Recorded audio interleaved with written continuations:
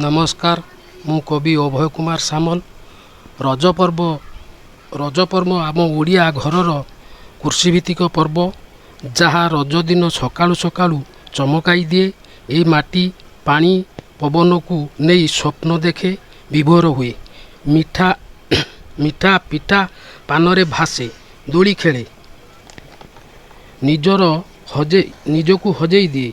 छोट छोट छुआ ठारू आरंभ करी युवक युवती बुढ़ा बुढ़ी पर्यंत एमिति अजब पर्व कृषि भाईटी देखे थाक थाक स्वप्नर ताजमहल।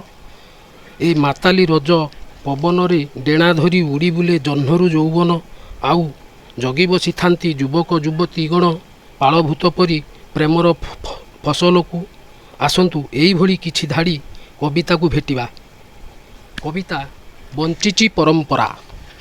ऋतु छंदे रज आसे थिरी थिरी पुरुणा संस्कृति को धरी उजुड़ा चलनी को खोजुची मु नुआ सभ्यता को चिरी दूरे बहु दूरे रहित गलानी आम परंपरा आम चलनी नुआ सभ्यता नुआ चलनी देखाए ता ठाणी सरवे मिलिन मजा नेउथांती रज खिली पान जाकी कलरे छुआ पालती बुढ़ा पालती बुढ़ी भी पालती युवक पालती युवती पालती परब गोटिक पुराण मते खुशी भरी जाए हृदय सारा पोड़ पिठा स्वाद भारी नियारा सभिए करती मजा मौज बरसके थरे आसई रज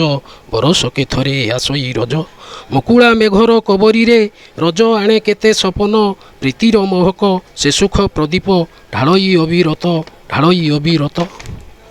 रज कबरी रे हुए बाट बणा समय को साथी करी उजुड़ा प्रेम को उखारुची मु पुरुणा संस्कृति को पाथेय करी